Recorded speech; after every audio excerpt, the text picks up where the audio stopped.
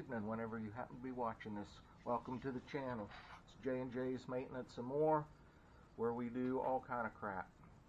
I'm talking making venison jerky, wildlife, engine rebuilds, general maintenance, whatever. So, you know, if this isn't your thing, go check out the channel, because there's a little bit of something for almost everyone there. Anything that's cool. So today we're putting lifter blocks with new lifters and new lifter blocks on this Harley Davidson Evolution engine. Alright, I've already got one in place. I'm pointing out a couple of things, which is kind of what I really like to do a lot here, is point out things that are important to look for. First thing is, with this gasket, there's a little hole right there. Whenever these gaskets go on, they should only go on one way, and it should line up properly with the hole that's in the block.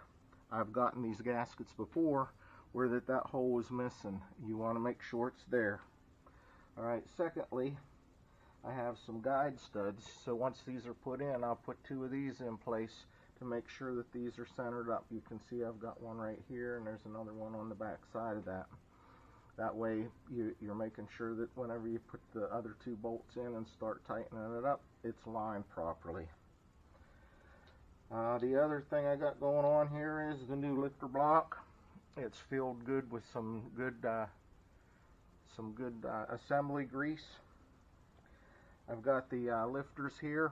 These lifters soaked overnight in some oil, and I also took and I hand plunged them while it was in the oil to fill the inside with oil. And that's so they don't bleed, so that whenever you start the engine they're already full. But in this instance, these are gonna bleed off anyways. They'll bleed off anyways, but I wanted the oil there so that, you know, the internal parts, especially the rollers in here and the internal parts of the hydraulic portion, they've got oil. They're lubed whenever that I do start it. So I'm going to put those in. The book will tell you to put a wire in here to hold these in place. I couldn't get no wire in there. I don't know how they do it or anything, but with the assembly lube in there, these should stay in place for you to put it together. So with those in there, I'm going to just set this down in here, making sure the lifters don't fall out. If they do, you have to try again.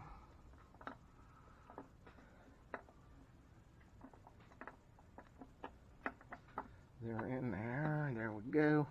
We got that popped into place. Lifters are both still there. Gaskets in place. Then I'll take and see which one of these is the easiest to get in here. I like to kind of put one on each corner. That way I'm squaring it up on both the inside and the outside. If I can get this one back here to start, hopefully I can. You can just let it keep going, it'll be alright. I didn't think it would start that quick the way I had the phone set up.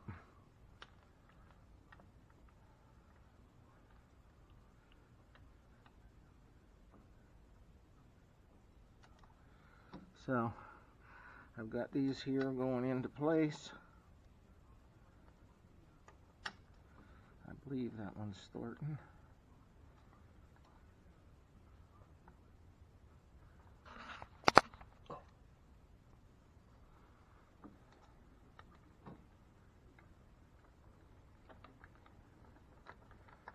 So these are your guides.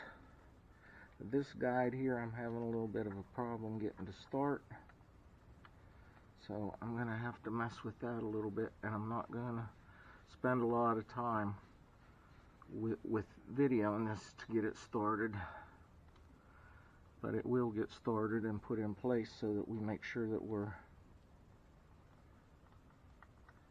aligned, the lifters are aligned properly to the camshaft. If it don't go this time, we'll call it. I think it went down.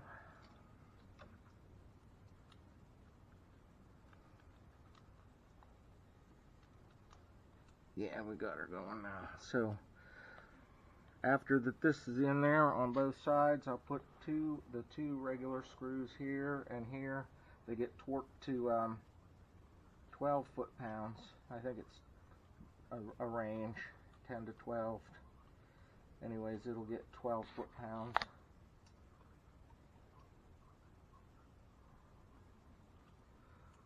So that's really all that there is to it, getting those put in there properly. Now what I'm going to go into a little bit here, but not into great detail, is if you've done this and you have not got adjustable push rods, you have to take these rocker boxes off of here to get push rods in and out. I have adjustable ones, so they didn't need to come apart. Also, whenever that you have an adjustable push rod, such as this one right here, when you make sure that you're on top dead center on the cylinder that you're working on, and you'll put this into the push rod tube, and you'll put it in here till it touches, and then you'll turn this so many turns. In order to do that properly, you have to know how many threads per inch that you have on your push rod, and then you have to have the directions. These are S&S lifters calling for 32 threads per inch and so many turns. These were 24 threads per inch, so I actually called S&S and said how many turns. So once I get to 0 lash, I'll turn this 3 more turns, and you'll have your lifter preloaded properly. So that's pretty much all there is to put these lifter blocks in.